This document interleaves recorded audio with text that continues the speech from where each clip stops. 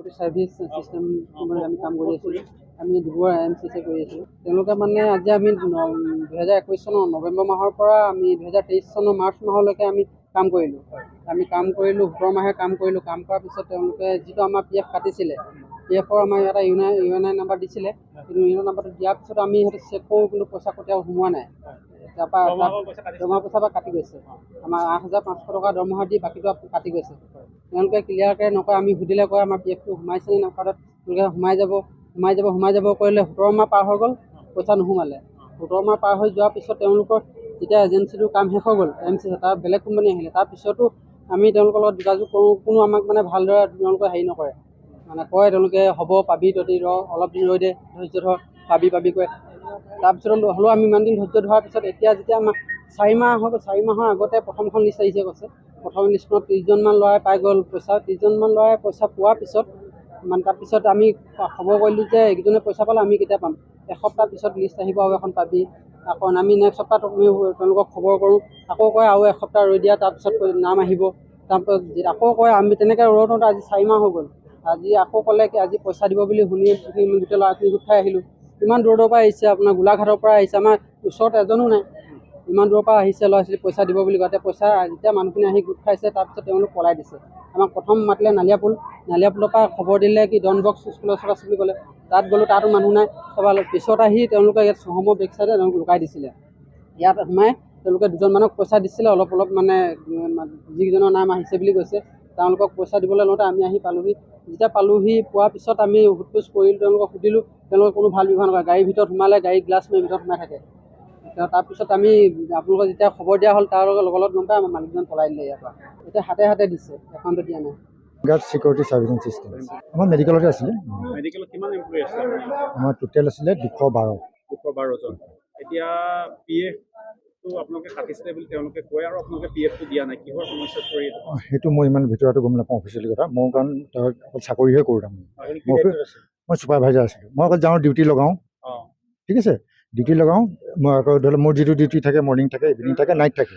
ঠিক আছে, 3টা শ্বিফ্ট হয় আমাৰ। কেতিয়াবা মোৰ মৰ্ণিং পৰে, কেতিয়াবা ইভিনিং পৰে, কেতিয়াবা নাইট পৰে। মোৰ নাম সুৰেশ দাস, ঘৰ নালিয়াপুৰ। আপুনি ছুপাৰভাইজাৰ যিহেতু দায়িত্বত আছিলে, পৰিচালনা কৰি আছিলে, 212 জন বুলি কৈছে।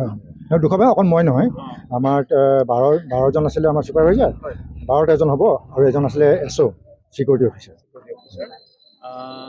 PFৰ কথাক লৈ যে তেওঁলোকে আপোনাক ধৰিছে, কি হ'ল আপুনি? তাৰমানে PFটো তেওঁলোকে দিয়া নাছিলে। তাৰপিছত আমাক কেছ পইচা দিলে।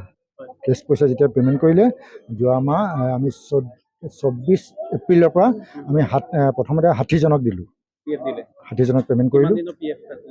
এইটো আপোনাৰ 17 মাহ আছিলে, কাৰোবাৰ 17 মাহ, কাৰোবাৰ 15 মাহ, এনেকুৱা থাকে বাৰু। কেছ পইচা কোনে দিলে? PF এইটো আমাৰ অফিচৰ পৰা দিছে। হেড অফিচ ক'ত? আমাৰ গুৱাহাটী হেড অফিচ হয়। আপোনালোকে PF নকটাকৈ পইচাটো ৰাখি থৈছিলে নেকি একাউণ্টত? সেইটো মই এইটো ময়ো গম নাপাওঁ, খালি মোক দিব কৈছে। পইচা আপোনালোকক দিছে, দৰমহাৰ পৰা কিবা এটা পাৰ্চেণ্টেজ? তাৰমানে আমাৰ প্ৰায় 12-13 মাহমান বিল পোৱাই নাছিল। এতিয়ালৈকে কিমানজনক PF হ'ব সেইটো কৈছোঁ আপোনাক। প্ৰথমতে আমি দিলোঁ 60জন। 60জনক দিলোঁ। হ'ব, 212জনৰ পৰা 60জনক দিলোঁ। তাৰপৰা আজি আকৌ লিষ্ট আহিছে আপোনাৰ 35জন। অলৰেডি মই আকৌ 90জনমানৰ নাম পঠাই দিছিলোঁ। তাৰপৰা এতিয়া সিমানখিনি অহাগৈ নাই। এতিয়া 35জনমানৰ দিছে। 35জনমান নহয়, 35জনৰে আহিছে। এটা নাম্বাৰ দিব লাগে। হয়, সেইটো দিয়া হৈছিলে। কিছুমান আহিছিলে, চবকে অহা নাছিল। কিছুমান মাজত সোমাইছে, পাছত সোমাইছে। গতিকে কিছুমান মেক্সিমামক দিয়া হৈছে। পইচা কাটিছিলে নে দৰমহাৰ পৰা? নাই, সেইটো মই গম নাপাওঁ। তেওঁলোকৰ অভিযোগ যে আপোনালোকৰ ধৰিলওক PFৰ মানে পইচাবিলাক লুকাই দিছে, কাৰোবাক দিছে, কাৰোবাক নাই দিয়া। নাই, সেইটোৱে মই সেইটোৱে কৈছোঁ আপোনাক, যে যিটো আমাৰ পইচা আহিছে সেইটো অফিচে গম পাব। মোৰ বোলে লিষ্ট আহিছে, ঠিক আছে, আপুনি আজি ইমানজন মানুহক পইচা মাতিওতো দিব পাৰে। মই প্ৰথমবাৰ মোৰ ঘৰত দিলোঁ, কাৰণ টকা পইচাৰ কথা। ইমান টকাত আছে, ইমান টকা হয়তো খেলি মেলি হ'বও পাৰে, পঢ়া আজিও হ'ব পাৰে। সেইটো কাৰণে মই ঘৰত দিলোঁ। ঘৰত দিয়াৰ পিছত কি হ'ল, গোটেই ল'ৰা ছোৱালী যিমান আছে চবেই মোৰ ঘৰত গৈ পইচাটো ল'লে। তাৰপিছত নোপোৱাখিনিও আকৌ এতিয়া মোৰ ঘৰতে গৈ থাকে। হয়, আজি 35জন দিয়া হোৱা নাই এতিয়ালৈকে, 10-12জন হ'ল। তাৰপিছত এতিয়া যিখিনি পোৱা নাই সেইখিনিতো আকৌ মোৰ ঘৰত গৈ মানে তেওঁলোকে গৈ থাকে অনবৰত।